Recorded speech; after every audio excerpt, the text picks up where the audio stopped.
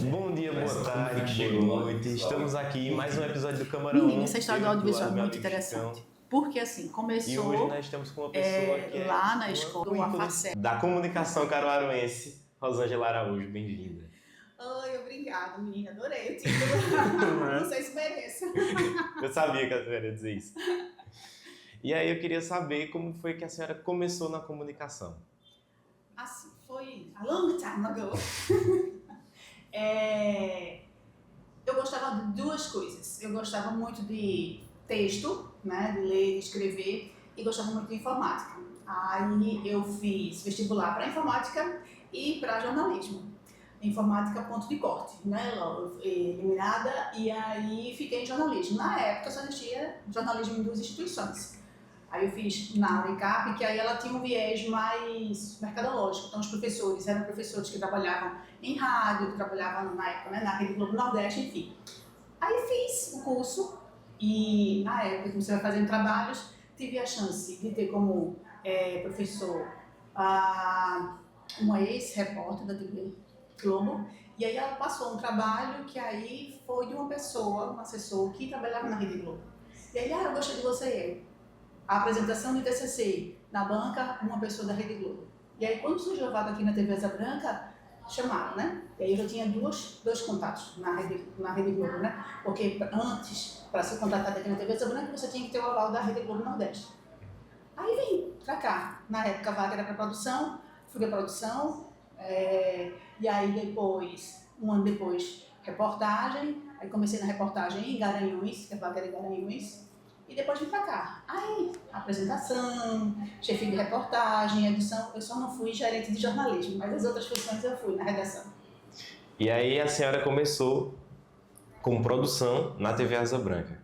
E aí, para chegar a esse caminho, até chegar à apresentação, a chefia de redação, foi um longo tempo. Nada! Porque assim, plantão, quando acontece plantão, a equipe é reduzida. Normalmente tem um apresentador, né, que fica de plantão, mas as pessoas adoecem, né? E aí, quando eu adoecer, você vai ter que assumir. Eu nunca tinha apresentado, não tive coragem. E a partir desse dia, eu levei um puxão de orelha e você tem que se preparar para, né, eventualmente ter que assumir. E aí o que acontece? Na época só tinha um apresentador, que era Silvio Nascimento, e aí observar mais como é que era Silvio e Tânia Passos. E aí no outro plantão eu já apresentei, né? E aí era apresentadora só de plantão, né? Só no sábado quando a equipe estava reduzida. E aí eu fui para reportagem, passei um tempão na reportagem, e só depois, acho que uns 2 anos ou mais, é que eu fiquei realmente como apresentadora de um dos telejornais. E foi difícil se habituar a estar na frente das câmeras? Como eu estava falando para você, né, até hoje, dar entrevista para mim é nervosismo, né? Só que na minha época não tinha internet, então esse medo do cancelamento, né, não existia. Para você falar com alguém da TV, você tinha que ligar para a central de atendimento por telefone, você não sabe nem o que é isso. E aí, né, deixar uma mensagem. Hoje em dia não, você vai lá, já faz o comentário, assim, quando é elogio, massa, mas quando é hater, né, eu me lembro de uma das vezes que me chamou muita atenção, foi uma pessoa que ligou e disse, essa roupa da apresentadora estava horrorosa. E eu, né, mas hoje você sabe que isso é comum, chega lá e comentar, né, esse tipo de coisa. Eu disse, meu Deus, a pessoa se deu o trabalho de telefonar para dizer um negócio desse, mas vê, como chama a atenção, né? Me lembro também de outra vez que eu estava em Bezerros, aquele espaço que tem lá que reúne, centro de artesanato. E aí a menina, porque, vamos lá, deixa eu também, né, contextualizar. Na minha época não tinha internet, então tudo era TV. E aí quando eu cheguei lá, a recepcionista reconheceu, oxi, vocês se vestem assim, por quê? Eu estava de férias, passeando com os meus filhos, eu estava de bermuda e camiseta. Aí eu, na hora, eu olhei pra ela e falei, ô mulher, tu acha que eu ando de terno, pra cima e pra baixo? Aí ela, é mesmo, né? Então assim, é uma imagem construída, né, com a apresentação muito interessante. Eu andava de ônibus, e era muito engraçado, porque as pessoas olhavam assim, ela mesmo. Criança se aproximava, né, e falava, mas os adultos ficavam assim, olhando. Às vezes a gente se sentia meio matei, né? Mas entendo, porque lá, né, a pessoa toda arrumadinha, né, cabelo escovado, maquiada, com blazer, porque porque na minha época, sim, tinha que usar blazer. Aí as pessoas se estranhavam, quando a gente tava com roupa normal no meio da rua, né? Assim, foi uma fase que me impressionou muito, como as pessoas acham que você é em virtude das imagens que eles veem, né? Assim, é interessante? Mas isso assustava um pouco. E eu fico pensando hoje em dia, né? Que hoje em dia na rede social é tudo mais instantâneo, tudo na hora, né? Então, acho que agora é mais difícil. A exposição é maior, né? Isso. E cancelamento também, mas...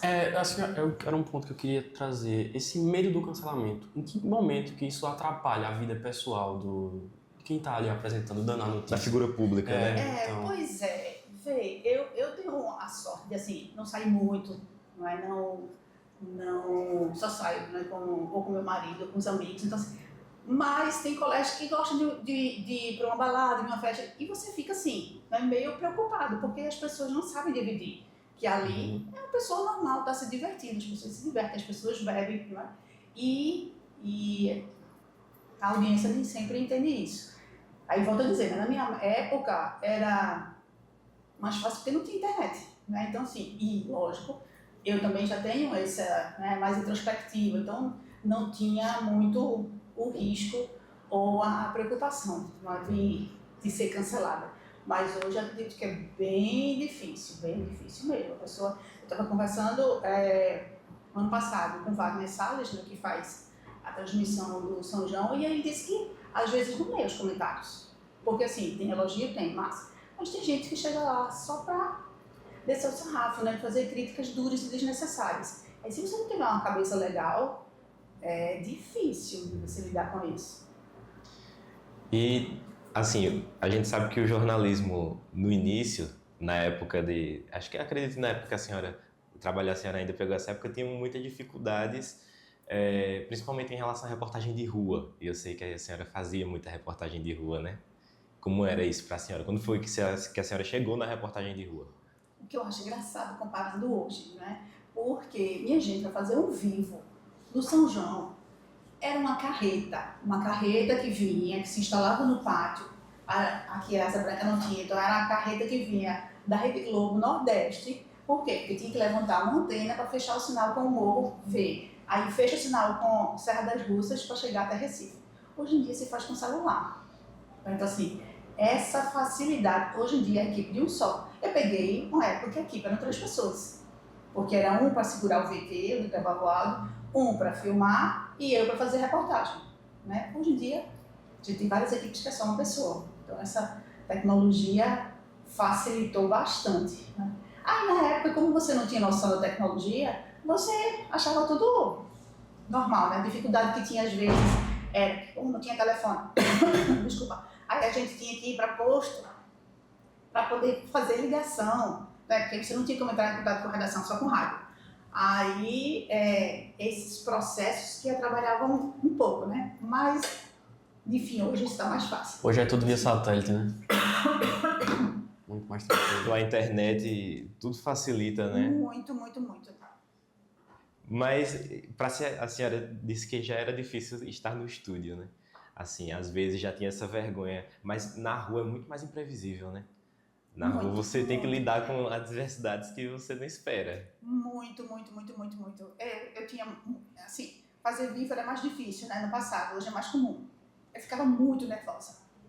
Porque assim, você tá aqui, aí teve uma época que tinha as dancinhas, né? O povo ficava fazendo dancinha, e às vezes essa pessoa passa na frente e fala alguma coisa, e você tem que lidar com isso. E hoje, outra coisa que me atrapalhava muito lá é a questão do tempo, né? Que às vezes a gente saía, recebe lá a pauta, você vai cobrir, pronto, Câmara de Vereadores, aí a gente vinha, paletó, tudinho, aí acontecia um acidente na zona rural. Aí lá vai você com um blazer para fazer uma passagem lá na zona rural num calor danado, né? Então assim, hoje que você percebe que os repórteres já usam, né, camiseta, não existia muito esse rigor, mas no passado, na minha época, o blazer era essencial, indispensável. E era uma agonia também, porque você ficava andando com a roupa, né, e corria o risco de... Fazia parte da identidade, né, do jornalista. Exatamente.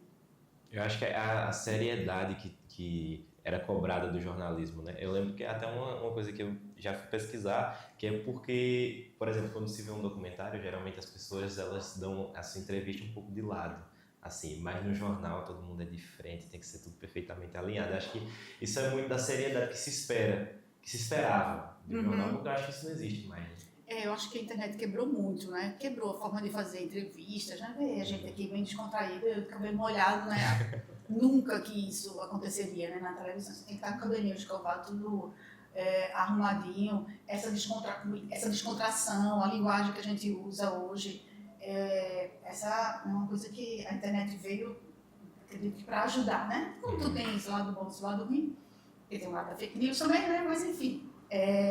Eu acho que facilita muito da dinâmica e dessa nova identidade, como você falou, do jornalismo. Quebrou mais aquela coisa, né? Estática, durona e fechadona. A senhora chegou num ponto muito importante, que eu já queria conversar, que é sobre a fake news. Porque com a televisão, quando a mídia, quando a notícia era centrada na televisão, era muito mais difícil de se espalhar uma fake news e quando havia, por engano, era corrigido muito mais rápido, né? Com a internet, hoje eu acho que é quase impossível voltar atrás de quando uma fake news é disseminada, né? Quando a intenção, isso é horrível, né? E criminoso. Mas coisas bestas, por exemplo, minha mãe, né? Minha mãe tem mais de 80 anos. E aí ela chegou para mim e fez... a gente tem uma prima que tem uma lanchonete lá em Recife. E aí, olha quem esteve lá na lanchonete. Aí eu olhei assim... Mamãe, não.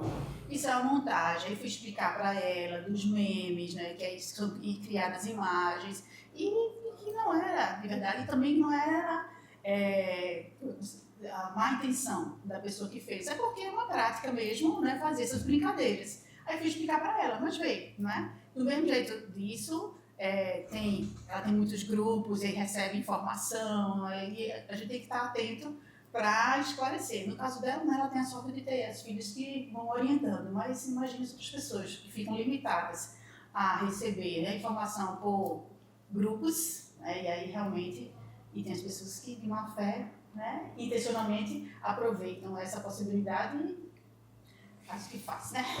Tanto para, às vezes, golpes financeiros, às vezes, até relacionados à saúde, né, que eu acho que é o principal perigo quando se trata de pessoas de mais idade. É verdade. São coisas relacionadas à saúde. Mas também eu acho que é muito pertinente a gente falar isso agora nesse ano de eleição. Exatamente. Que eu acho que é um momento onde isso é mais feito, principalmente nessa época bipolarizada que a gente vive, né? Na sociedade de um modo geral, eu acho que é algo que chega muito forte e que a gente precisa falar sobre isso, né? Porque inteligência artificial e tudo isso é muito perigoso, né? E é assustador, né? A gente não sabe como é que vai ser, né? Vamos observar aí como é que vai ser essa campanha, porque realmente promete. E ficar atento a tudo, né? Ver os meios que facilitam, que ajudam a gente a reconhecer se é fake news ou não. Porque realmente dá bons estudos, né? Dará bons estudos. Foge do controle, né? É algo que foge do controle. E a senhora também professora, como é que a senhora vê que os mais jovens lidam com esse consumo de notícias, esse tipo de coisa? Pois é, eu estava falando isso com o pessoal da Intercom, né, que veio em Caruaru de novo, sediando, né, o principal congresso de comunicação, um dos principais congressos de comunicação, e é a segunda vez que a gente está sediando. E a gente falou exatamente sobre isso, como está diferente, né? As pessoas não gostam de ler, as pessoas não gostam de checar, e não gostam de planejar, chegar na hora e faz as entrevistas, e aí eu pensando que isso era algo de Caruaru, mas eles são professores de Recife, né, da instituição mais antiga de curso de jornalismo aqui em Pernambuco, então não sei onde a gente vai parar, não é? Não sei se isso é um processo cíclico, que aí a gente está na fase, chegou no limite, porque a gente percebe que já tem alguns grupos que estão resgatando leituras, jogo de tabuleiro, né, tem algumas comunidades que tem isso, então assim, eu não sei se é um resgate ou chegamos no limite, né, do uso, né, do consumo de internet, de telas, e aos poucos estamos voltando nesse processo. A gente vê que na questão de educação, alguns países lá da Europa já cortaram o celular, né, já retomaram o livro físico. Não sei realmente. O que me impressiona é que realmente, pelo menos lá no ensino médio, né, lá na escola, Alguns veem telejornais porque os pais ou os avós, eles moram juntos, então eles têm o hábito, eles assistem. Mas notícia e informação, tudo é celular. Tudo é celular e aí o algoritmo é que seleciona para eles, né? O que vem e o que não vem. E acaba que gera bolhas também, né? Isso. Você se coloca em uma bolha a partir do seu algoritmo. Exatamente. E aí o interessante lá do curso é isso, porque aí os professores provocam, né? Por mais que diga assim, não, a gente não pode usar o celular, mas lá a gente estimula o uso, mas esse uso para você furar essa bolha, né? Fazer pesquisas. A gente tem que ensinar até a fazer prompt, né? Porque hoje todo mundo só quer fazer o trabalho usando IA, mas não sabe nem preparar um prompt. Que aí foi o que eu falei para eles. Quando eu fui corrigir o texto, acho que uns 5 ou 6 alunos, o mesmo texto, mesmo prompt, né? Porque se você souber fazer um prompt, né, diferenciado, com muitos detalhes, você vai ter, né, um texto mais detalhado, mais alinhado com o que você quer. Porque não tem para onde, não é? Se empresas estão usando, o mercado não necessita, então a gente também tem que prepará-los a utilizar a IA da forma correta. Né? Então, é meio assustador, mas a gente tem que lidar com isso. E assim, você aprender com o trem andando, né? Passando, você corre, entra no vagão e vai aprendendo e vai... E é assim. E é mais uma coisa a se estudar para dar aula sobre isso, né? Porque eu acho que há alguns anos atrás a senhora não imaginava que ia ter que ensinar sobre isso para... E é interessante, outra coisa que a gente conversa sobre esse ambiente de escolar, né? Que a gente estudou, ok, mas que é um ambiente de troca, porque vocês nasceram nesse ambiente, né? Então vocês sabem mexer muito mais, né, do que a gente. Então, às vezes eu me coloco nesse lugar também, me ensina aqui, né? Como é que faz, como é que é? E a gente trocar experiências, né? Eu acho que o ambiente escolar e a função do professor passa muito pela mediação também. E em alguns momentos, sim. Né? Dizer, vem cá, me ensina como é que faz. CapCut mesmo, eu sou um CapCut, né? CapCut. Os alunos sabem muito mais do que eu. Então, como foi que tu fizesse isso? Assim, ó, professora, vai. Rápido vocês editam, é impressionante isso. E eu acho que é um momento de troca também, né? De aprender com vocês. Eu tive esse momento com meu pai, eu trabalho com edição de vídeo, já tem um tempo já. E ele realmente me pede para ensiná-lo. E, de fato, é justamente porque está se inserindo dentro desse meio. E se inserindo dentro desse meio, eu tenho uma pergunta voltada mais para esse lado mais educacional, que foi trazida aqui na conversa, que é a formação de conhecimento, né? A epistemologia. Eu acredito que deva cair já nos estudos epistemológicos, né, de formação de conhecimento, porque se não tem mais paciência nem de ler um livro, já não tem mais paciência de ler mensagens que não sejam em gírias, em abreviações, não estão lendo nem os próprios prompts, não estão lendo os textos formados por prompts. E como é que está se inserindo essa preocupação no meio educacional? Minha pergunta é voltada mais para esse sentido. Porque eu acho que realmente deve ser uma crise, né, de conhecimento, de formação de conhecimento. Eu acho bem... A gente combinou que não ia ter perguntas difíceis. Perdão, mas É porque essa pergunta, eu acho que a gente vai mexer em questões bem polêmicas, né? Porque passa pelo próprio professor, como é que ele se vê, né? Então, assim, você, pelo visto, pela sua linguagem, você gosta de estudar isso. Se a gente for olhar o formato de sala de aula, é o mesmo de milhares de anos atrás, né? Onde tem um professor que está ali na frente do pessoal que não sabe de nada e eu estou levando meu conteúdo. Hoje não é mais assim, né? Porque muito conteúdo você pega na internet, né? Sim. Você pode ver na internet. Por isso que eu vejo muito professor hoje com mediação, lógico. Tem algumas questões que eu tenho mais conhecimento do que vocês, mas tem outras questões que vocês têm mais conhecimento do que eu. Então eu acho que a própria identidade, como o professor se vê, hoje é uma questão a ser trabalhada, porque muitos professores, a gente ainda se vê como eu estou aqui, sei de tudo, e vocês têm que ficar bem quietinho. E aí tem aluno que já viu o vídeo de não sei o quê, já viu não sei o quê, e ele questionou o professor, mas e assim. Normalmente eu trago em sala de aula, minha gente, é o seguinte, eu li tal e tal autor, então ele tem esse viés. E às vezes os meninos viram vídeo de outra pessoa que trouxe tal autor, que o viés é diferenciado. E às vezes, né, eles podem se complementar, às vezes eles têm ideias contrárias. E aí o professor tem que saber e articular isso. Hoje tem muito neurodivergente em sala de aula, aí você tem que lidar com isso também. E aí você nunca sabe até que ponto é preguiça, é falta de estímulo, não é? Ou é hábito mesmo que o aluno não tem de leitura, de ouvir músicas, que é outra coisa que a gente conversa muito em sala de aula, não é? O funk, mas o funk é música de comunidade, né? Certo, mas então vamos ver outras músicas. Aí trouxe uma música, né, de sertanejo, que aí quando a gente foi ver a letra, eu disse, lê essa letra, presta atenção na letra, não na música, esquece o cantor. E a aluna ficou em choque quando a gente parou para ver a letra. Então eu vejo que o professor também tem que ter essa visão de parar, trocar ideias e provocar a reflexão. Só que às vezes a gente está tão cheio de coisa. Porque você tem que dar tal conteúdo, porque esse conteúdo vai sair lá na prova, vai sair lá no Enem. Então, assim, e aí você às vezes não tem tempo de parar, né, e provocar essa reflexão. Por isso que eu acho um emaranhado bem complexo de a gente entrar, porque são vários pontos a serem avaliados e que passa pelo aluno que não lê, que não tem ou por oportunidade, porque não tem paciência, ou porque não foi estimulado por N motivos, sabe? E aí eu acho uma questão bem complexa, mas que eu acho que passa por tudo isso, sabe? Tem que mexer com um monte de gente.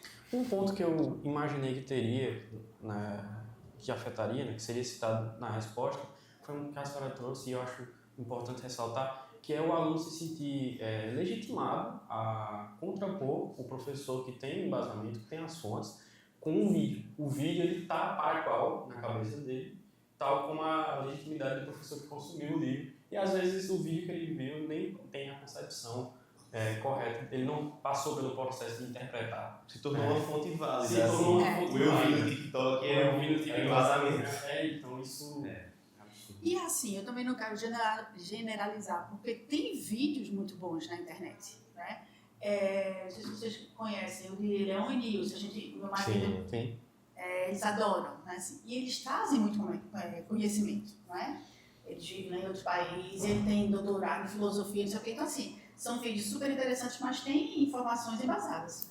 O que eu questiono às vezes é porque, como você disse, eu li um livro, nem interpretei direito, e aí e o aluno acha que aquilo dali é fonte, como você disse, né, legitimada, reconhecida, enfim. Mas é esse o universo, né? E aí a gente tem que ter, eu passo agora para o professor Fisch, você é o adulto da relação, você é o adulto da história, né? Você saber que respirar, né, e lidar com esses desafios, porque eles desafiam mesmo, né? Professor, mas eu vi isso, né? E provocar, trazer de volta a reflexão. Quando você já está estressado, porque você já deu não sei quantas aulas, porque os alunos não ficam quietos, porque quando você fica quieto, professora, porque eu tenho TDAH. E tudo, hoje é isso, eu tenho TDAH. Veja, não estou criticando e tudo mais, mas é um universo em que você tem que lidar com muita diversidade hoje. E isso é muito maluco, é por isso que a gente vê, né, os professores adoecendo e tudo mais. E eu acho que as pessoas, principalmente as gerações que vão vindo, são cada vez mais inquietas, né? Cada vez mais impacientes. Eu acho que isso vai refletir em tudo. Os vídeos no YouTube têm que ser cada vez menores, os filmes têm que ser cada vez menores, os livros têm que ser cada vez mais curtos, porque vai se adaptando às pessoas mesmo, né? Mas eu acho que essa impaciência é justamente fruto da métrica que vem se criando de o consumo de conteúdo. Mas vê, vamos lá para o universo, né? Que eu tenho 2 filhos, um de 20 e outro de 22, então o universo Marvel a gente acompanhou tudinho, né? E eram filmes de o quê? De 2 horas, 2 horas, eu não sei quanto, né? O Homem-Aranha vem aí, vem com quantas horas? 2 horas e 15. Pois é. E o pessoal não vê? Então, assim, existe também aquela questão da seleção, né? Do que eles trazem como prioridade. E é isso que eu digo para eles. Porque tem coisas que vocês conseguem ver com 2 horas e tem coisas que vocês não veem nem 1 minuto. Mas é assim. E aí, quando a senhora vê esse tipo de coisa, essa dificuldade que as pessoas têm de consumir esse tipo de conteúdo, e a senhora lembra do seu começo, do tipo de coisas que vocês faziam, do tipo de conteúdo que se produziam, o que é que vem à cabeça quando faz essa comparação? Onde vamos parar? É aquela velha história, né, do algoritmo. Você vê um vídeo, curte e aí vem um monte, né? Era um vídeo assim, o que eu fazia na época que não tinha internet. É muito engraçado, minha gente, porque eu fazia muita coisa daquilo, né? De você pegar, ficar pintando, pegar pegador e ficar brincando do botar os pegador no dedo. Muito aleatório, assim, esses vídeos, mas a gente fazia, né? De criança aí na rua, brincar, né? A gente brincava até altas horas. Hoje em dia não dá mais para fazer isso, né? Lia muito, enfim. E hoje é engraçado, porque pronto, eu estou no ensino médio. Tem aluno que fica lá quietinho com o livro, quando eu pego assim, o livro, e ele lê. Então, assim, tem algumas pessoas, alguns adolescentes que ainda, né, tem isso, mas a maioria é tudo no celular mesmo. E aí eu fico dizendo, olhe, vai ter um momento que essa molezinha vai acabar, né? Aí vai dizer, eita, Rosângela, a lei obriga o não uso de celular, não é? E vocês usam? A gente usa, minha gente, porque a gente é escola de comunicação. Não é? Só que acontece, peguem o celular, façam isso, isso, isso e isso. Aí você vai orientar um, vai orientar outro. Quando você olha, aí tem uns 5, 6 jogando. Aí você vai lá, chama atenção. Né? Vê. Teoricamente não é para fazer isso. Aí você vai deixar de fazer atividade? Não. Você vai tomar o celular? Não. Eu tenho que mostrá-los como usar essa ferramenta de forma que possa ajudá-los, né, profissionalmente, enfim. Mas é difícil. Eu acredito. Porque assim, tudo já vai para a escola. E não pode, teria que ser a comunidade, teria que ser a família. Mas hoje tudo está caindo na escola. E aí é uma escola onde eles passam muito tempo na escola, né, em tempo integral. Então essa responsabilidade vem toda para a gente. Aí vê, né? É difícil. E isso também contribuir na formação de opinião deles, né? Eu acho que, assim, o Braulio esteve aqui, aí a gente conversou sobre debate, sobre esse tipo de coisa, e ele disse que as pessoas não têm mais não buscam mais, não sentem mais a necessidade de ter um embasamento para debater, né? E aí eu acho que a coisa se torna cada vez mais agressiva, né? E eu acho que essa tecnologia, esse consumo, forma mais opinião, né? E mais convicções. E isso também dificulta no debate, em sala de aula também. E assim, a questão do argumento. Né? Em casa, a gente percebe, não tem muito como você argumentar. Eles não têm muito como argumentar, porque a gente percebe em algumas famílias. Então, vai para a escola. Aí também não pode argumentar, porque o professor diz, é o que eu quero, é o que eu mando ir, né? Então, e aí já não lê. Aí eu acho que é um conjunto, né? Um conjunto de coisas. Porque aí se você coloca atividades, né, os professores falam, não, eu coloco seminário sim, porque no seminário eles vão fazer o quê? Eles vão ter que ler e eles vão ter que apresentar. Eu acho massa nos cursos que fazem júri simulado, né, que eu acho um exercício muito legal. E às vezes tem uma professora que fez um trabalho, duas professoras que fizeram um trabalho espetacular, aquele livro que acho que é O Homem que Contava, acho que é esse livro. Ela criou todo um ambiente do livro e colocou os alunos, né, com todo indumentário, com figurino e tudo mais, para fazer com que os alunos que visitassem lá a sala se sentissem, né, numa viagem no tempo e entendessem aquele livro, os contos, enfim, que tem no livro, de forma diferenciada e como é que eu posso dizer, sentindo na prática os exercícios de matemática, que foi um trabalho conjunto de matemática e de TICA, de artes, né? Foi muito interessante. Mas vê, toda uma situação, foi todo um planejamento, todo um trabalho. E aí os alunos, né, quem participou, teve um feedback muito interessante. Aí quando você vê, realmente, se você faz uma aula diferente, a reação, né, é completamente diferente. Mas a gente não tem tempo de estar toda hora fazendo uma aula diferente. Está estimulando de forma, né, mais forte essa questão, né, de você saber articular, saber argumentar. É difícil. Eu já disse tanto é difícil hoje, né? Vou mudar meu vocabulário para não falar mais isso. É porque é difícil mesmo. Realmente tá muito difícil. E agora a senhora vereador para o audiovisual, né? Eu acho que isso também é consequência da ETE, né? Mas como foi que chegou no audiovisual e por quê? Menina, essa história do audiovisual é muito interessante. Porque, assim, começou lá na escola mesmo, quando a FACEP começou a criar projetos. E aí eu e o professor Carlinhos, a gente conseguiu aprovar. E aí sempre os projetos eram a gente produzir conteúdo audiovisual para artesãos do Alto do Moro. E uma exigência era que fosse CNPJ. E a gente descobriu que lá no Alto do Moro poucos artesãos têm CNPJ. E isso, né, impacta de forma negativa, né? Mas nem todos têm esse suporte. Aí a gente conheceu a Dona Socorro. Aí fez o conteúdo pro Instagram dela. Esteve aqui, Dona Socorro. Ai, é uma fofa. E aí o que acontece? Através dela a gente conheceu a Associação Flor do Barro. Então, quando foi no projeto seguinte, a gente colocou Flor do Barro. E aí, no projeto seguinte, no Flor do Barro, como a gente fez captação para a rede social e fez um projeto com uma rádio daqui, aí os vídeos foram para a rádio, aí o aluno pegou e fez uma edição e fez um documentário. Aí o documentário foi exibido no Festival de Cinema daqui de Caruaru. Eu não acredito, né? Aí, com base, né, eu já tinha informação que sou do Alto Moura, fiz um projeto para Paulo Gustavo e aí foi aprovado. Lógico, antes disso, a gente teve um professor, Janduí, fez uma oficina com os professores lá da ETE para a gente se inscrever no mapa cultural.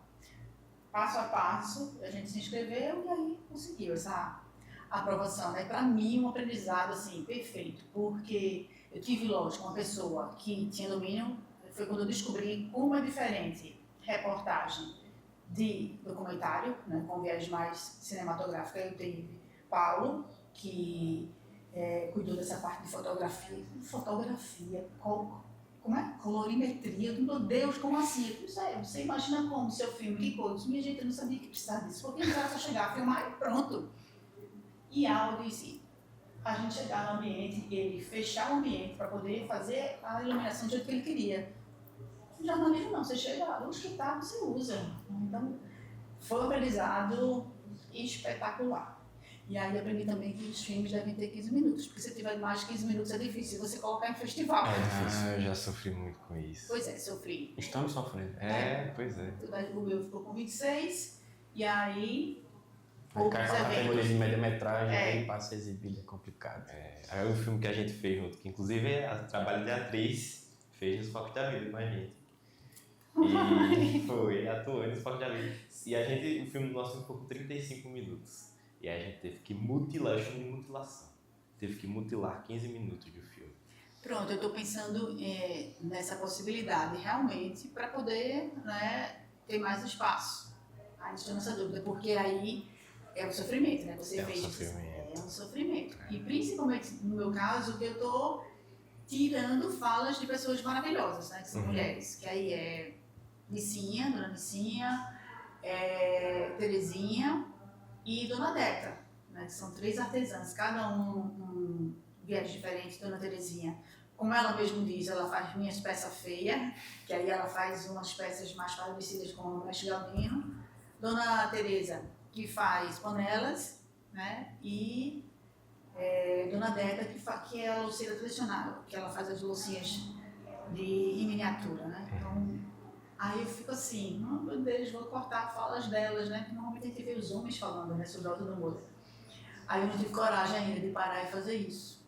Mas depois que você falou, eu tô vendo que eu não tenho saída, eu tenho que fazer mesmo se eu quiser exibir, né? Dói cortar. Mas tu mesmo editasse ou colocasse outra pessoa? Porque eu tinha pensado também nisso, botar uma pessoa isenta, tome, corte aí, depois eu olho como ficou. Então, eu comecei cortando, mas aí nada fica bom.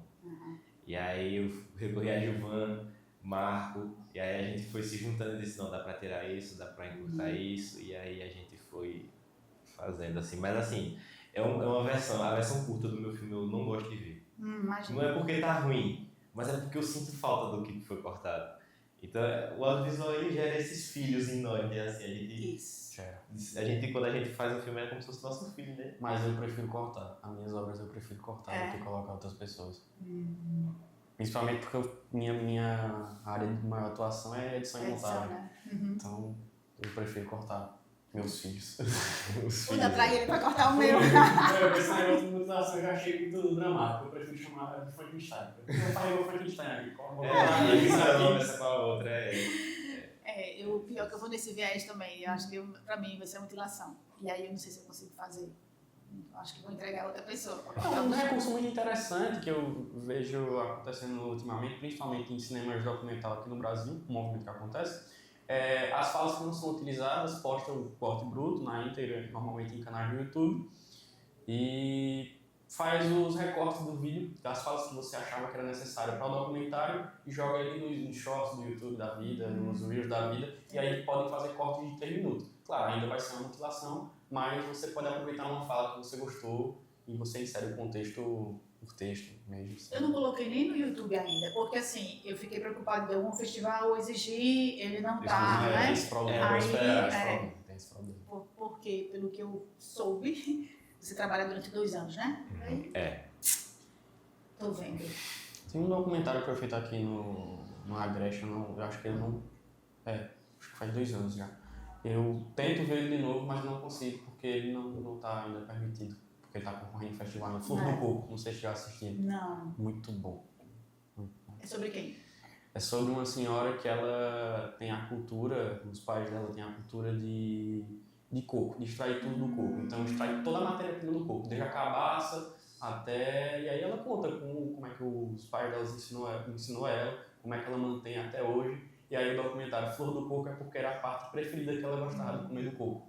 É lindo demais o documentário, mas infelizmente não tem aberto porque ainda está concorrendo em festival, então não tem. São 2 anos de vida. São 2 anos. Eu gosto muito daquele do Boitiratema. Muito bom. Muito emocionante, muito né? Eu também só assisti porque foi num evento lá em Garanhuns e aí os meninos estavam. Mas muito interessante. Depois você vê, né, assim, que ele se foi e o envolvimento que ficou com o Boitiratema. Muito legal aquele trabalho. Eu acho massa também quando tem esses eventos, né, que você participa, você conhece as pessoas que fizeram, né? Sim. Eu acho muito legal esse movimento em Caruaru, que eu não sabia que era uma coisa antiga. Valéria Barbalho, filha de Nelson Barbalho, disse que Nelson Barbalho, né, quando ele morou em Caruaru, ele era apaixonado por cinema. E disse que aqui já teve mostras de filmes, eu não me lembro se era chinês ou japonês. E o cinema já foi muito forte aqui em Caruaru. Eu acho legal esse movimento que está acontecendo de retomada, né? De produção audiovisual e debate, enfim. Precisamos de mais dinheiro, né? Pra gente fazer mais filmes. Precisa desse apoio, né? Porque realmente é uma dificuldade, assim, de se produzir filme e não é barato, não tem como ser de graça. Assim, é impossível. É uma arte muito cara. É uma arte cara. Eu acho que cinema também é uma arte que, de certa forma, é meio elitista, assim. Você precisa ter como fazer, né? Tanto que teve um movimento no Brasil que era bem elitista, né? Pois é. E olhe que aqui a gente já tem um grande apoiador, né, que é o Armazém, que se a gente tiver vínculo institucional, você consegue, não é, os equipamentos. Mas ainda assim, não é? Elenco e tudo mais. Os Palcos da Vida utilizou o material do Armazém. Usou o material do Armazém. O que eu participei também, o Autor Estrofe também utilizou parceria com o Armazém. Ele, assim, é uma grande ajuda. E o que agora está com o Porto Digital também, é verdade. Eles têm sido fundamentais nesse processo. A gente também utilizou equipamentos deles, acho que umas 2 ou 3 vezes, porque é um resultado. Porque também Paulo tem equipamento, né? Então, assim, no dia de captação maior, aí a gente montou o cenário e utilizou os equipamentos deles. Mas aí nos outros que era mais fechado, só precisava de uma câmera só, a gente conseguiu fazer com o dele. Mas é muito legal. É bom que a gente vai assistir os filmes. A voz da criatividade pouco, né?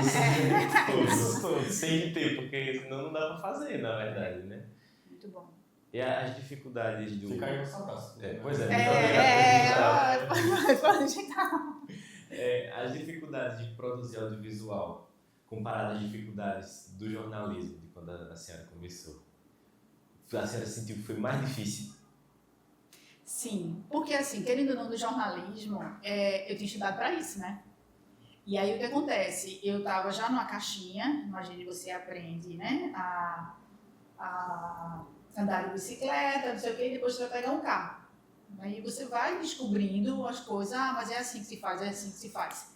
E aí tá sendo um processo de desconstrução para, né, ter um novo conhecimento. E foi meio doloroso, mas assim, como é uma coisa muito legal de fazer, né? Vocês sabem. Aí você fica naquela, eita, você apanha, mas tá sendo massa, né? Mesmo com os estresses. Então, por exemplo, eu queria muito fazer encenação, mas aí, no primeiro dia de captação, só com entrevistas, quando eu vi a agonia que era, a quantidade, né? Todo o cenário montado, as pessoas envolvidas, assim, meu Deus do céu, imagina para fazer uma simulação de uma cena. E aí eu só pensava na cena de Dona Licinha, a venda da primeira peça. E aí ela descreve, né, que ela e os irmãos tomavam banho no rio e ficava preparado para receber o padre que vinha para a missa, para a comunidade. E aí, eles brincando, tava as peças de barro, e aí ele compra, uma pessoa dessa comitiva compra a primeira peça. Aí eu fiquei imaginando, meu Deus, eu vou ter que arranjar não sei, 6 crianças, tomando, aí depois a comitiva, então tem que ter um padre e não sei quantas pessoas. Aí eu só ficava pensando. Aí, conversando com algumas pessoas, a gente usou o recurso da animação, que aí casou perfeitamente, que a gente usou como se fosse cordel, né? Então, ainda tem essa experiência que eu não vivenciei ainda de ter as cenas. E isso eu fico pensando no roteiro, porque o roteiro de cena é muito diferente, né, minha gente? Interno, externo, e bota o plano, são muitos É detalhes. mais minucioso. Que eu não, essa parte eu não mexi ainda, de fazer o roteiro naquele modelo. Vocês usam que modelo? Master Sense? Porque assim, uma coisa que eu digo em sala de aula, uma coisa é o que você aprende nos manuais, né, que fala muito desse formato Master Sense, mas na rotina é outro. Não, já não tem formato não, a gente coloca, né, a fala em cima, coloca os planos embaixo, enfim. Aí saem esses modelos, às vezes, os modelos são diferentes. Aí, não, vou usar tal modelo. Ah, o professor falou, tá, minha gente, são modelos diferentes. Vou seguir esse aqui, tá aqui. Né? Siga esse. Pronto, tá aqui, o manual, siga por esse. Mas os formatos são diferentes, vocês saem fazendo a adaptação de acordo com a necessidade. Acho que o mais prático, né? É melhor, porque assim, é muito difícil você estar no momento da gravação lá e aí você ficar consultando o roteiro. Então, geralmente quando eu escrevo o roteiro, eu escrevo ele pra gravação. Uhum. E aí depois eu conserto pra ele ficar bonitinho. Mas foi meio freestyle o nosso. Assim, tipo, você monta, por exemplo, a gente escreveu nos Copos da Vida e ele eram falas alternadas, né? Uma fala entrava no lugar da outra, assim, aí a gente numerou e colocou a ordem, mas aí tipo, fala de Rosângela, todas, para facilitar no dia da gravação. Exatamente. Porque, assim, é muito complicado no dia da gravação você estar olhando essas coisas. A gente tem uma equipe muito reduzida e tem que estar fazendo 1000 coisas ao mesmo tempo, né? Então, essa é uma das dificuldades que se tem de estar gravando. Mas o audiovisual acho que é meio que um caminho sem volta. Assim, quando você pega gosto, não tem muita... É verdade. Só assim, né? A gente não tem dinheiro, a gente tem as ideias e fica esperando a oportunidade, né? Aí, assim, fiz esse último, fiz o primeiro, né? E até agora não consegui elaborar projeto, porque dessa última vez foi bem reduzido o número, né? Já tem gente com projeto pronto, eu não vou ter tempo de fazer. Mas é outra luta também, né? Que é essa parte de produção executiva. Eu até pensei em fazer um curso sobre isso. É você ficar atento às possibilidades, porque tem esses editais, mas tem algumas empresas, né, que abrem possibilidades, mas aí você tem que estar muito atento mesmo. Tem que e os prazos de submissão de projetos são muito curtos. Por isso você tem que ter ele prontinho, para quando você abrir, você tá aqui. Né? Essa parte de produção executiva também acho bem difícil. Acho que a parte de produção é a parte assim, que eu mais tento correr. Porque assim, eu tive que fazer, né, agora nessa última produção que a gente estava produzindo um filme. E assim, é uma parte que é mais difícil, que é você entrar em contato com as pessoas, que é você resolver isso, resolver aquilo, resolver parte financeira. Então, é complicado. A senhora ficou em direção, a senhora foi a diretora do seu. Acabou que a equipe foi muito reduzida, não é? E aí a gente tinha um projeto de... Aí Fulaninho teve que sair, e acabou que ficou muita coisa na minha mão, né? Mas essa questão da produção executiva, como foi muito reduzido, então a gente só fez entrevista com 4 pessoas. E aí, lá no Alto do Moura, então foi mais simples, né, o processo em si, e aí a parte de produção ficou mais simples, porque 2 dias de captação, um dia de captação de entrevistas, eu só fazer imagens, aí foi mais tranquilo. Deu para fazer, né? Mas, e também a prestação de contas, da Paulo Gustavo também já é mais tranquila. Mas eu morro de medo de Funcultura, por exemplo. Dificílimo, né? Porque tem uma planilha orçamentária bem difícil. Eu cheguei a fazer uma formação, mas vi que não é suficiente. Você tem que fazer uma formação ou então ter profissional específico, né, de confiança para você. Tanto que ele sugere que você contrate, já inclua na planilha o contador. E o pior que não é qualquer contador, né? O ideal é que seja um contador que já tenha feito, porque também colocar ele vai ter que aprender. Vai ter que aprender de novo. É complicado. Prestação de contas é complicado. Tá vendo? É difícil. Essa frase não sai, né? Não sai. Vai ser o título do episódio. É difícil. Boa. Bem isso mesmo. Mas é como você disse, né? Você quando entra, dá dor de cabeça, mas é um prazer danado, né? Ver depois o resultado final, as pessoas. A gente agora fez a exibição lá no São João, e aí veio eu acho que, não sei se ele é ator, ele é da equipe lá do Alto da Sete Luz de Barro, que faz o espetáculo é sobre Vitalino, né? E aí ele disse que achou interessante pelo fato de a gente mostrar mulheres, porque a gente só fala dos mestres homens, né? O meu documentário traz as mulheres mestres. Ele fez interessante, é um olhar diferente, né? Então você vê, foi um trabalho danado, você vê uma pessoa, foi lá assistir, só, né? Ter o horário dele para ir assistir, que a gente sabe que as pessoas também não têm o hábito de assistir, e fez um comentário, né? Então atingiu o que eu queria, né? O meu objetivo foi atendido. Atingido. Inclusive, a senhora falando sobre isso, vamos voltar um pouquinho para fazer uma pergunta. Eu queria saber como foi para a senhora, como mulher, estar nesse espaço do jornalismo, nesse espaço de grande visibilidade. Como foi se inserir dessa forma? Não teve muita dificuldade não, porque já existia, né? Por exemplo, minha professora, que foi a que eu encontrei aqui, a Aline Grego, era uma das repórteres da Rede Globo na época. Acho que tinha mais mulher do que homem. E aí, quando eu cheguei aqui também, tinha mais mulher do que homem, né? Demorou para chegar. Então, não foi difícil, não. O que eu achava ruim, quando a gente ia fazer reportagem, a gente não tinha setorista, a gente ia fazer reportagem de polícia, né? Então, hoje em dia, vocês veem os delegados, eles são, né, educados, vocês veem sempre bem vestidos. E aí, no passado, eles eram mais rudes, né? Alguns até grosseiros às vezes, e era difícil fazer, está vendo de novo difícil, você fazer algumas reportagens de polícia. Pronto, uma que eu passei um constrangimento, agora eu me lembrei, esportes, vestiário, eu não sabia, eu nunca imaginei que lá eles ficavam pelados e eles ficavam passeando assim, na maior, pra lá e pra cá, né? E aí eu desci, quando eu desci, aí o cinegrafista falou, fica aí, que tá tudo pelado aqui, Aí eu fiquei afastada, ele quer gravar com quem? Eu, fulaninho, aí ele trouxe fulaninho veio da entrevista e eu tava meio afastada. Ainda assim, teve jogador que saiu de lá pelado e ficou passeando na área, onde teoricamente ele não precisaria estar, teoricamente, depois também não sei. Aí ele ficou no meu campo de visão, mas não apareceu na parte da entrevista, né? E o menino, não é pra isso, e fulaninho, não sei. Enfim, tem essas pessoas, né, grosseiras, que aí no passado a gente enfrentava essas dificuldades. Hoje eu não sei se as mulheres repórteres, se elas encaram com naturalidade, né, ou se eles são mais respeitosos e, né, não sei como é que é hoje em dia. Mas aí eram momentos que eu não gostava de fazer, era quando tinha esportes, né, que eu precisava ir em jogo fazer, ou então de polícia. Porque aí eu me lembro de uma fala, para mostrar para vocês, que foi um acidente, e aí eu fiz assim, não quero olhar não. Aí, não me lembro se ele era da Polícia Federal, não me lembro onde ele fez, hoje policial é para ver essas coisas, repórter é para ver essas coisas. Eu disse, não, quem tem que ver é o cinegrafista que vai fazer a imagem, eu vou gravar com o senhor, eu tenho que olhar para o senhor.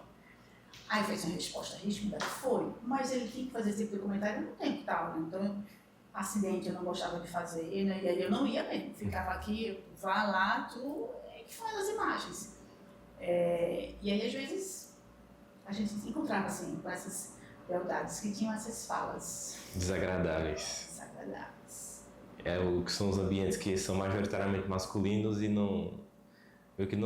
as pessoas não têm essa delicadeza de olhar quem está em volta, né? Pronto, outro tema que voltou agora, amava as drilhas, né? Mas eu achava bonito, divertido, mas eu não gostava de cobrir as drilhas.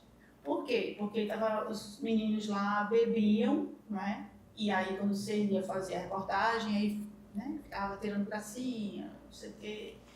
E, gente, deixa eu trabalhar, né? E aí às vezes você tinha que parar para esperar aquele grupo passar, para ver outro grupo e você poder entrevistar. Assim, são as dificuldades. Essas inseguranças, né?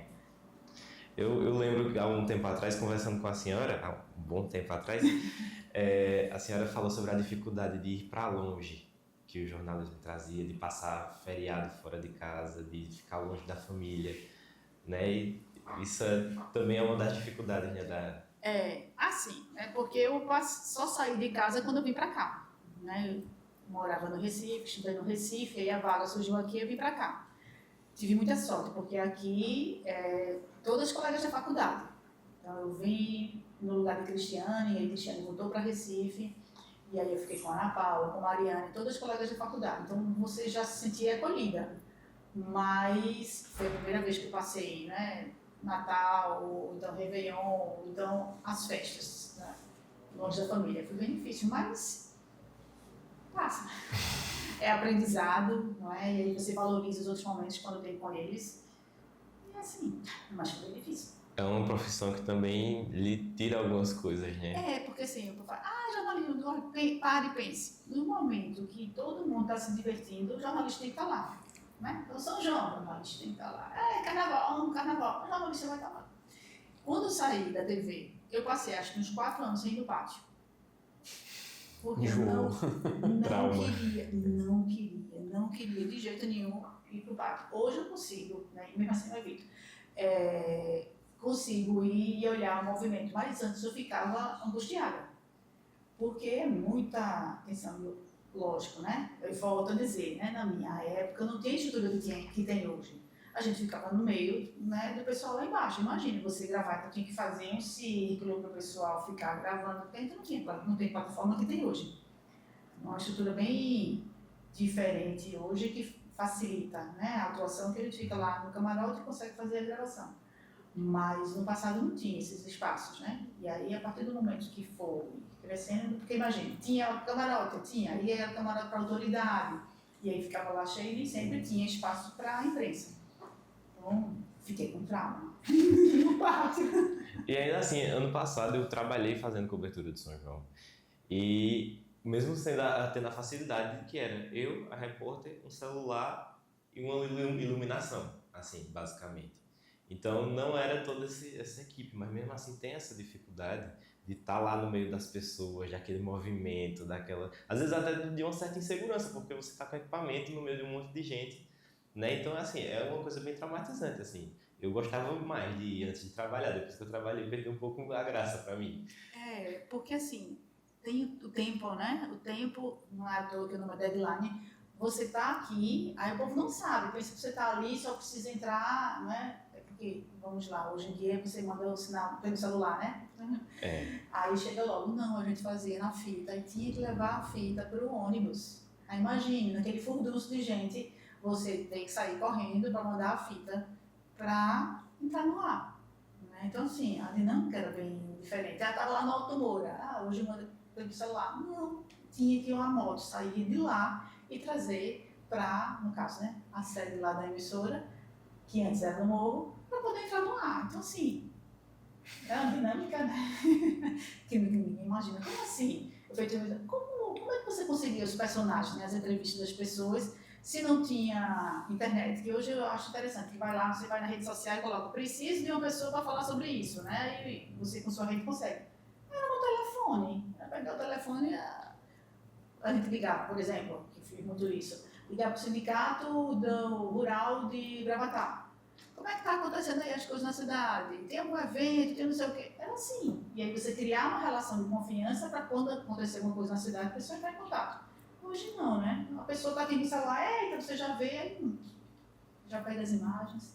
A dinâmica bem diferente. Hoje é mais fácil, mas aí a gente volta daquilo lá atrás. Não existe o senso crítico de perguntar se é verdade, se não é, porque ainda tem isso. Você recebe as imagens, mas você não sabe se é verídico ou não. Aí você tem que checar. E tem gente que não checa. Né? Então, como é que eu vou? Imagens agora de acidente, é quando você vê, minha gente, esse acidente não foi agora, foi acidente não sei quando. E essa busca por notícia que a senhora falou, vai ligando de um por um, assim, para chegar a isso daí também era um processo longo, né? Para montar uma pauta, digamos, tem que ficar um tempão ligando para as pessoas. Era porque a gente precisava saber o que estava acontecendo, né? Então a gente ouvia rádio aqui e aí das cidades vizinhas, como é que a gente ia saber? Não tinha como.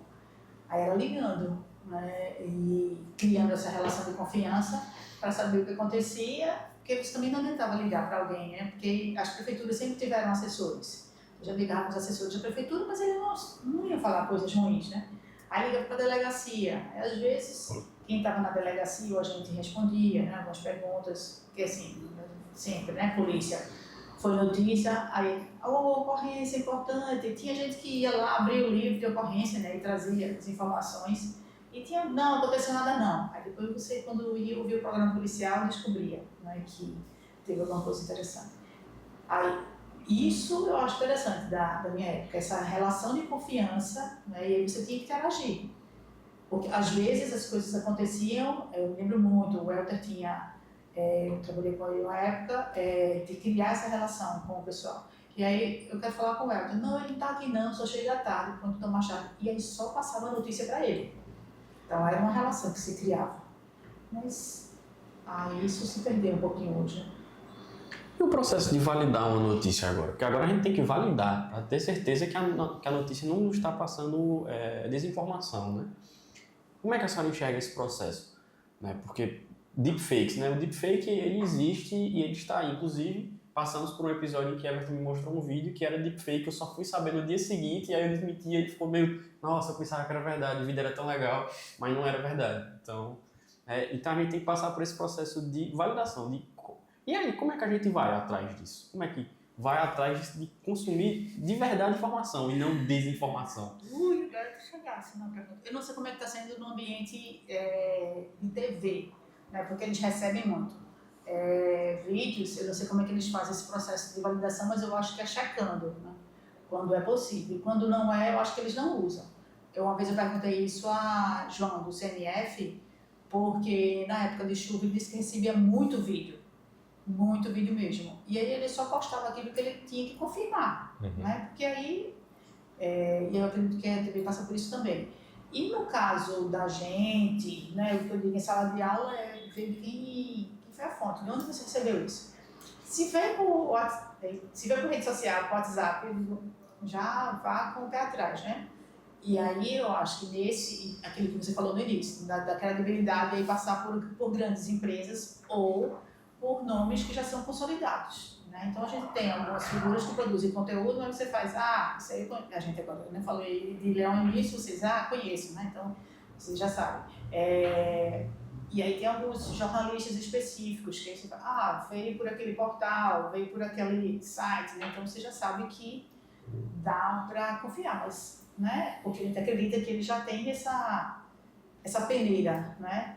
Que eu acho que a gente recebeu, tem que desconfiar. E vocês fazem como? Porque agora eu fiquei curiosa para saber como é que vocês descobriram que era fake o material. Eu vi no dia seguinte, ele me mostrou no dia anterior e no dia seguinte eu disse, mapearam uma cena e tudo mais e colocaram outra pessoa no local e aí não era aquela pessoa que a gente tinha visto.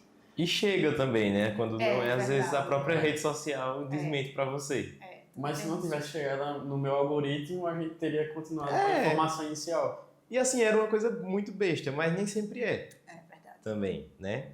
E isso aí é que é o perigoso. Porque nós que somos pessoas da área, a gente viu e a gente achou que era verdade. Da área e da geração.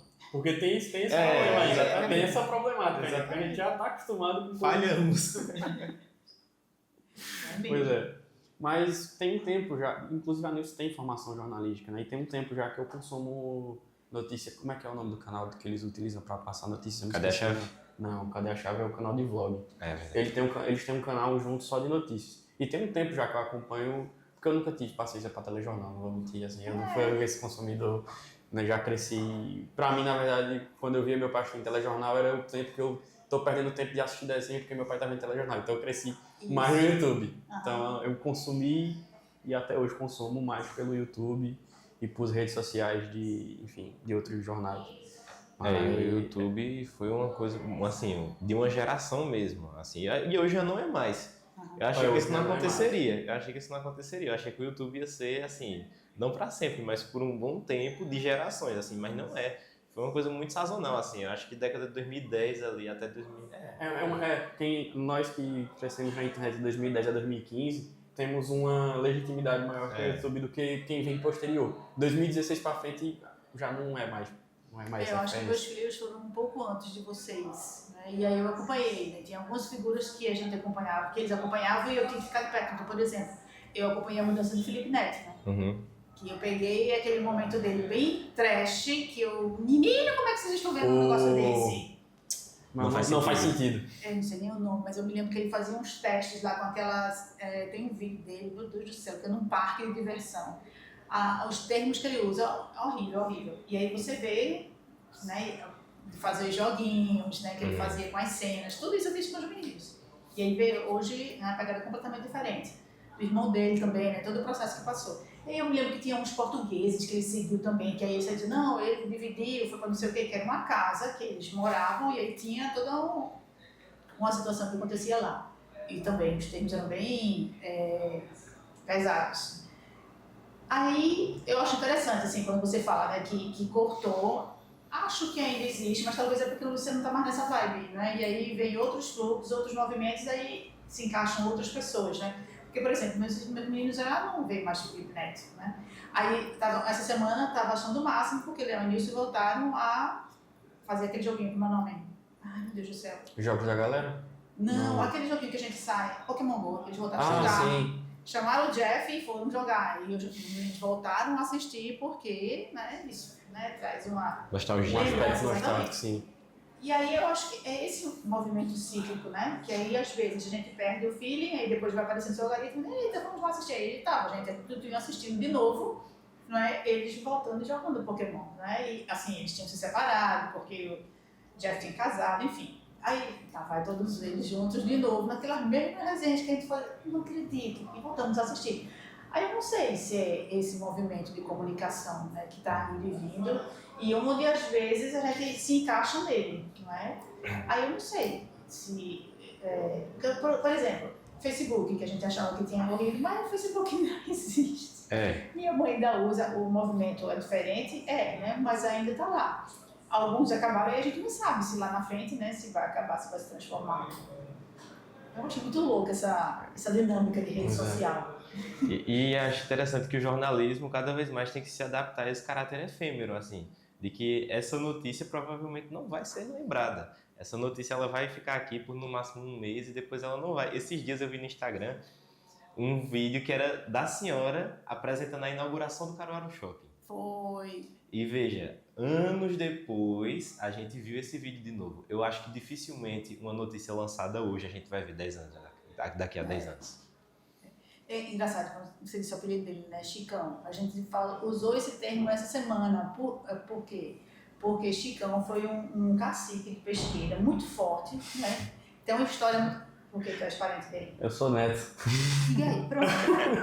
Minha gente, eu entrevistei, então assim, fiz a cobertura. Então, pra mim é muito marcante. E muita gente não conhece a história dele, né? E aí, meu marido estava comentando que não existe memória, porque fez uma data fechada recentemente, não sei quantos anos da morte dele.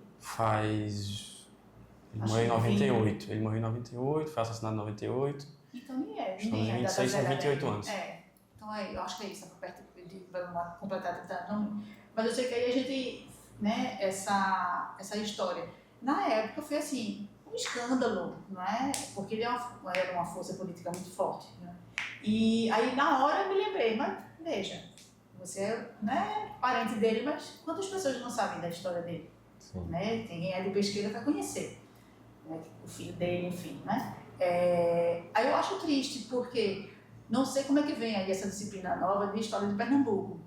Porque uma coisa é o que está no livro, outra coisa é o que se vivencia nas cidades, né? E tem muita história interessante, que a gente não sabe se vai estar no livro, né? Se você conhecer, falar sobre a história de Pernambuco, e aí... Eita, não vai falar. Será que vai falar? Não sei. E muito se é apagado também, não só a história do meu avô, mas é muito desconsiderado na Constituinte de 88 a história dos povos indígenas do Nordeste, não só o povo chucuru. Lideranças do Nordeste por inteiro são muito desconsideradas nas pautas indígenas e, enfim, é um aspecto de tristeza, mas que é outro tema. Pronto, mas, eu tô louca pra ir pra Pesqueira agora, porque Pesqueira tá com um roteiro, como a gente muda de assunto, né? Mas tá com um roteiro de passeios de castelos. Sim. A gente vê na imprensa isso. Não. Ou aí, vou viajar para a Europa, vou viajar para Gramado, né? E a gente podia ir ali para Pesqueira. Não vai, a gente não vê esses espaços. Tô louca para ir lá para conhecer os castelos, nunca imaginei, porque eu conheci o castelo de Garanhuns, né? Uhum. Mas aí é um roteiro, tem mais de um em Pesqueira. E aí tem também um roteiro que vai lá para o Urubá, se eu não me engano, né, que você Tem. conhece, e tem um momento lá também com eles, né, com a comunidade. E que massa, né, uma experiência diferenciada. Meu filho participou desse evento. Aí eu acho interessante e acho lamentável que a gente não vê esses espaços, né, sendo divulgados. E aí as pessoas, né, é uma coisa atual, estou remetendo à memória, mas uma coisa atual também que não é divulgada. Aí eu brinco dizendo que eu tenho que voltar a fazer jornalismo, porque uma das coisas que a gente estuda jornalismo é critérios de noticiabilidade, aquilo que vai definir o que é notícia e o que não é. Gente, os critérios são outros hoje, minha gente, porque não é possível. Não é mais alcance, não é mais que impacta na vida das pessoas. Não sei mais o que é. Quer dizer, eu tenho minhas desconfianças, né? Mas aí eu acho lamentável, porque a pessoa não se vê, né? Na TV. Aí, triste, mas é real. Eita, que massa saber que você... É meu avô. Aí meu apelido é por causa dele, né? Meu nome é Chicão Neto. Eu herdei todo o nome dele. Que legal. Uma herança interessante. Pois é, mais uma curiosidade aí. Com seus pesos, né? Como tudo, né? Tem bom e tem ruim. Sim, Mas pronto, ele pra mim era uma figura muito forte. Ele tem uma imagem muito forte, né? Os cabelos dele era bem interessante. A senhora entrevistou ele? Sim. Inclusive ontem Eu cheguei aqui em 93. Então eu peguei a fase, né, dos protestos. Peguei. E o Povo Chucuru começa o movimento em 84. E ele é assassinado em 98. E durante esse período ele foi referência de liderança articulativa. Exatamente. Pronto, aí eu cheguei aqui em 93. Aí exatamente, 98 foi na época que eu estava vindo a reportagem mesmo. Foi bem triste. É difícil. A terceira jornalista que eu tenho contato que me fala que consegui entrevistar foi Fabi, Sheila e agora Rosângela. Sheila Tavares. Sheila Borges. Desculpa, Sheila Tavares é a professora de vocês, Da nossa professora, pois é. De comunicação. É porque ela era na época do Jornal do Comércio, então. Sim. Isso mesmo. E esses nomes, por exemplo, Sheila, essa sua geração de jornalistas, hoje a maior parte se tornou professora, né? Acho que é um caminho. Pronto, Sheila, né? Quando eu me formei, eram 2 jornais, Diário de Pernambuco e Jornal do Comércio. E aí o Diário de Pernambuco tinha aquela tradição, né? Mas era mais fechado. O Jornal do Comércio tinha uma redação com jovens, então a gente queria ir para o Jornal do Comércio, né? Aí tive 2 colegas que trabalharam lá, e aí o pessoal do Jornal do Comércio muito que virou referência. Aí tem Sheila, tem o cineasta de Pernambuco. Glauber? Glauber não, Kleber. Kleber foi do Jornal do Comércio. Né? Marcelo Pereira foi do Jornal do Comércio. Então a gente tem referências jornalistas que saíram de lá do Jornal do Comércio. Sheila, né, premiada, assim, era uma época onde o jornal impresso tinha uma força muito grande. E assim, você acompanhar o jornal de domingo, minha gente, você pegava aquele bolinho assim, você vê diminuindo até quando não tem mais. Então são as mudanças que passaram que a gente lamenta um pouquinho, mas eu me lembro do meu filho, quando era pequeno, que a gente ficava falando de jornal, porque assim, meu marido também é jornalista, né? E aí ele disse, que negócio desconfortável. E foi a primeira vez que eu parei para pensar no jornal. Ele era pequeno, então ele tinha que botar na mesa. E aí ele reclamava que a mão ficava suja. A gente que tem o hábito, né, nem pensava nesses detalhes. Mas já era para ficar atento a isso. Tanto é que depois o jornal foi mudando, né, de tamanho. Foi para, quer dizer, ele era grandão e foi para um formato menorzinho, que eu não me lembro os nomes dos formatos. Mas mudanças que aí foram acontecendo, mas mesmo assim não acompanhou. Aí é interessante, porque, que aí eu volto a falar do sítio.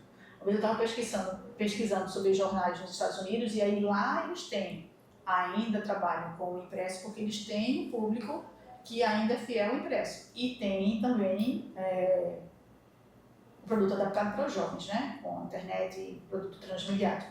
Mas é interessante que lá eles conseguiram preservar. Aqui tem toda a questão econômica, né? Que aí o custo é muito alto. Eu acho engraçado que eu tive contato ainda com o Jornal do Comércio, porque eu tenho uma tia que ela gostava muito de consumir jornal. Mas eu cresci na aldeia, então as poucas vezes que eu ia para a cidade era para ficar na casa da minha tia.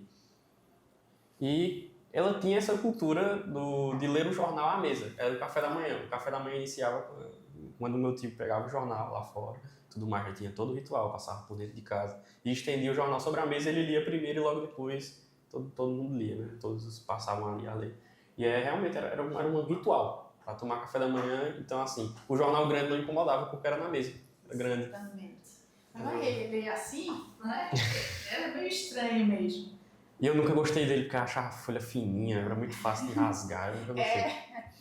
E aí veio, interessante também que fala já da efemeridade da notícia, né? Porque um dia ele é tão importante, no outro brilhar peixe, né? Ou virar para trabalho de escola, fui muito trabalho de escola, eu já vejo usar o papel machê ou... O papel de fazer xixi, né? Pois é. Então assim, naquela época já tinha essa simbologia e a gente, hoje, é diferente. Pois é, e a nova geração do jornalismo? O que é que a senhora vê? Fazer perguntas difíceis agora. A gente falou sobre isso ontem. Eu acho que é um reflexo de tudo isso que a gente está falando. A questão da leitura, da questão da falta de memória, a questão... Aí isso me incomoda mais, o tato com as pessoas. Que aí eu me comparo, né? Quando eu chegava também, porque não era muito comum você entrevistar as pessoas. Então você chegava e você explicava, olha, vou fazer uma entrevista com você, assim, sabe? Porque a outra pessoa pode estar nervosa, né? E a gente hoje chega, porque como eu sou assessora de imprensa, às vezes eu acompanho alguns clientes para dar entrevista. Fica assim, é entrada ao vivo, a pessoa não está sabendo de nada. Aí vem a falta 2 minutos. Aí a pessoa chega e vai dizer assim, pronto, não se preocupe não, eu faço as perguntas a você, não sei o quê. Por isso que às vezes você chega lá, eu vi um meme que a pessoa na hora do ao vivo fez, eita, errei, começa a gravar de novo. Aí a pessoa fez, o repórter fez, não, estamos ao vivo. Ficou o meme para a vida eterna, né, da bobezinha da pessoa. Né? Então tinha que ter essa explicação. Eu acho que hoje o que me incomoda mais é essa falta de tato, né, de você pegar uma pessoa, né, conversar com a pessoa, deixar a pessoa mais calma e depois fazer entrevista. Entendo que é tudo muito corrido, né? Às vezes a pessoa já não recebeu a pauta, aí ela não confirma, assim, não é o básico, né, quando a gente aprende, recebeu informação, você tem que confirmar. Olha, vou aqui fazer uma entrevista sobre isso e isso. Né? É assim mesmo, e aí confirma, já vai desarmando a pessoa, então na hora da entrevista, né, vai. Aí tá tudo muito acelerado, você tem que fazer várias pautas, tem deslocamento, não sei o quê. E aí não tem mais esse contato também, né, mais cordial, mais atencioso com o entrevistado. Isso me incomoda mais. E questão da leitura, às vezes eu brinco que são os filhos da pauta, não é? Recebe a pauta e segue a pauta. Não, às vezes não pergunta, entende, que não tem toda uma dinâmica. Mas eu acho que isso é o básico da curiosidade do jornalista, né? Aí, e lógico, estou dizendo aqui, generalizando, né? Porque se você for parar, você vai... E que tem as pessoas diferentes, não são todos assim. Mas essas posturas, assim, me incomodam um pouquinho. E você não respeitar a pessoa que vai entrevistar, pode ser uma pessoa que nunca deu entrevista, então vai estar uma pilha. E não checar as informações também. Chegar e já traz aquilo como verdade e já... Não, é bem assim, não. Vamos ver. E aí já aconteceu, porque eu estava acompanhando uma entrevista, a pessoa fez a pergunta, aí o entrevistado disse, não, sua informação está errada. Aí foi corrigir. Ainda bem que não foi ao vivo, né? Porque você corta. Mas imagina se fosse ao vivo dizer que você está errado. Pois é. É difícil, né? E bastava uma confirmação antes. A senhora acha que isso tem reflexo do jornalismo amador? Que o jornalismo amador, de certa forma, tirou da mente das pessoas que havia a necessidade de ter todo esse embasamento? Ou não tem relação? Se a gente for assim, né? Lá vai os estudos de teoria da comunicação. Antes, o jornalista que decidia, né? O que era notícia ou não. Depois da internet, basta você ter um celular e você, a depender dos seguidores, você decide, né? O que é notícia ou não. Porque no passado era assim. Saiu no Fantástico, no outro dia estava na Isto É e na Veja. As principais notícias, né? Hoje em dia, sai no Instagram, aí Fantástico Entrevista. Né? A inversão. E aí o que acontece? Está errado, não estou na questão do errado ou certo, mas é que generalizou, todo mundo tem acesso, todo mundo pode fazer. E aí, com o fim da exigência do diploma, então o que acontece? Eu crio o meu perfil no Instagram, eu faço entrevistas, eu divulgo notícias, eu sou jornalista, né? E não é bem isso. Aí não teve informação, não vi a questão de ética, né? Não vi a questão de filosofia, enfim. Aí se acha jornalista, né? Para mim, não é porque não tem formação, apesar da legislação permitir. E aí, pelo que eu estava comentando até antes, né, de uma conversa que eu tive com esses professores de Recife, cada vez mais os cursos de jornalismo estão perdendo espaço, né? As pessoas não querem mais fazer em virtude disso mesmo. Então, não sei como é que vai parar. O que eu peço sempre, que eu oriento sempre é ir atrás de quem é a fonte. Cuidado com a fonte, né? Tem que ser uma pessoa responsável, de credibilidade, porque se eu pego o meu celular e mostro aqui que é notícia, mas não tenho nenhuma responsabilidade, não penso nas consequências, aí é difícil, né? Você acreditar de pegar uma IA e criar uma situação inexistente, porque realmente não dá para você, como vocês disseram, né, controlar isso. Fiz conteúdo, jogo, se viralizou e pronto. Vê que deu. É verdade. E os grandes veículos, os veículos que enfim, já consolidados, eles estão pressionados, né? Para não perder relevância. Então, assim, pressionados por uma entrega de notícia rápida, tem que agir de forma rápida. Gente, agora a Copa. Vocês assistiram a Copa por onde? O jogo Não assistiram? Não, o jogo que não era do Brasil era todos pela Casa TV. Todos. E eu só fui assistir do Brasil pelas empresas, né, tradicionais, porque me incomodou. O vizinho gritar gol e eu... O delay me incomoda muito. Aí eu disse, não dá não pra gente ficar esperando isso não. Mas vê o fenômeno, aí a gente estava conversando sobre isso também, né? Aí você vê os programas antes dele e vê as grandes coberturas. As grandes coberturas, ele tem uma equipe que sai de onde? Empresas de referência, né? De esportes. Mas eu só vejo por lá. E olha que eu não sou, né? Da geração dele, não sou. Mas eu gosto da dinâmica diferente, né? O jeito que eles fazem as coisas. E é isso, não é? As emissoras. E aí quando você fala assim de adaptar, eles criaram, né? O GETV. Foi? Sim. Mas não deu, né? Por quê? Aí lá vai, que eu achei massa de repente estudar isso. A questão da comunidade que é criada. Né? Tem todo um vínculo que é criado e aí, menina, esse fenômeno de vozinha, pelo amor de Deus, né? Milhões e milhões de pessoas mobilizadas a partir deles. 22 milhões de seguidores em 24 horas. E antes disso ele já fazia, vamos comprar lanche em não sei quem, né? Quer dizer, não sei se você vai dessa época. E aí todo mundo ia, né? E comprava lá o lanche do cachorro quente, sei lá qual foi que ele fez algumas coisas. E o cara zerava o estoque dele. Então esse espírito de comunidade, né, é muito forte. E aí eu não sei como é que os meios de comunicação vão, né, enfrentar isso. Porque eles estão achando que é só a ferramenta, é só a plataforma, e aí a Casa TV está mostrando que não é só plataforma, não é só Não é criar só a um canal. plataforma. E agora eu acho que nem tem mais como enfrentar, porque dos grandes campeonatos futebolísticos, acho que só a série A da Itália que não é possível a compra. Todos os outros campeonatos a Casa TV vai exibir. Mas aí pronto, eu vi algumas notícias dizendo que a Casa TV não vai poder mais fazer a cobertura de não sei qual foi o campeonato, aí eu também não fui atrás, porque eu achei que de repente poderia ser mentira, né? Que teve muito esse mecanismo, caíram em cima das betes, né? Aí ele teve que recuar, né? Então, essa é a grande diferença. Ele aparece a dificuldade, ele já ajusta na hora, né? E as grandes emissoras não, tem um delay danado para poder ir atrás e resolver, né? Passa por muitas mãos, né? E eu eu até achei interessante, porque é uma coisa que eu achei que eu não queria ver, mas as grandes empresas têm cada vez mais usado a rede social. E aí eu vi uma grandíssima empresa postando meme de tipo, pelo menos aqui você assiste sem delay.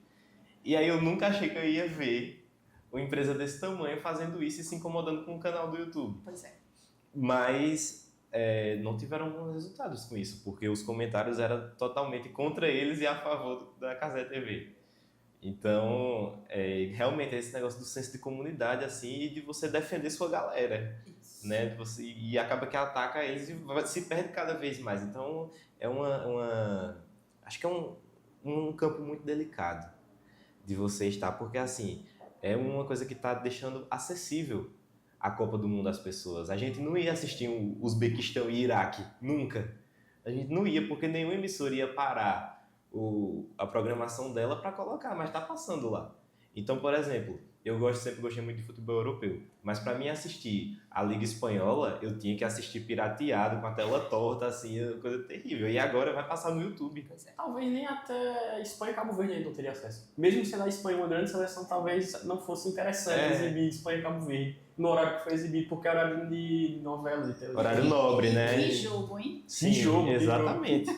Então, traz essa acessibilidade, então não tem como não identificar que realmente é uma coisa que agrega as pessoas, né? Para quem gosta e para quem não gosta também tem que reconhecer. Mas, ao mesmo tempo, acho que para as grandes empresas isso não é interessante. Então, é uma linha muito delicada.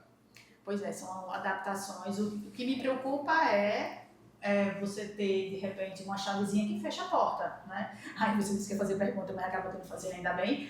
Mas a gente vai trazer a história lá do presidente, né? Que disse, tira o cartão do jogador, né? Então, de repente, chegar alguém e dizer, não vai fazer transmissão não, e encontrar ali uma vírgulazinha, alguma coisinha assim, e dizer, não, eles não vão habilitar o corte, né? E que a gente sabe no final não foi. Torcer para que isso não aconteça, né? Para a gente continuar assistindo Espanha e Cabo Verde, e Rosinha e ter esses espaços. Eu não sei como é que fica lá, Fórmula 1. Já imaginou se ele fosse para Fórmula 1 também? Nossa, eu gostaria muito. Eu gostaria tanto, porque agora não tem mais como assistir de forma gratuita, né? Desde 24 tiraram as transmissões gratuitas. Eu gostava muito de Fórmula 1.